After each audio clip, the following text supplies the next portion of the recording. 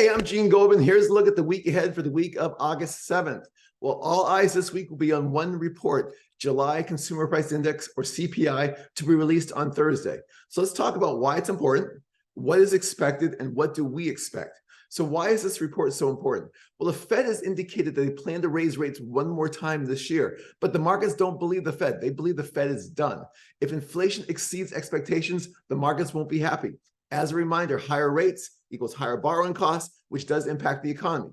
Second of all, what is expected from the CPI report? If you look at consensus, the headline is expected to rise to 3.3% from June's 3%. And core, you take out volatile food, volatile energy, should stay the same as June's 4.8%. What do we think? Well, we think headline CPI will be a little bit stronger than expected. Energy prices are higher. For example, you see here gas prices, that little hook on the right. Gas prices are moving higher. This clearly impacts CPI. Core inflation's core CPI, in our opinion, will be weaker than expected. Used car prices are falling. As you see here, the Manheim used car index is declining.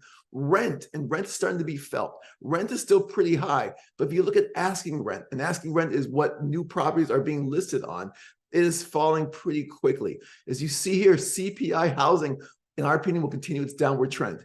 Also, the Fed agrees with us. You look at the Cleveland Fed producing a report on their website called Inflation Nowcasting, where they provide inflation estimates. As you see here, like us, the Fed expects headline CPI to rise and core CPI to slow.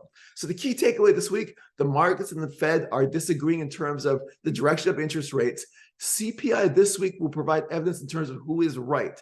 Headline likely rises from June, but core CPI should slow. Thank you for listening. For more information, please follow us on Twitter at Cetera IM, and see you next week. And thank you.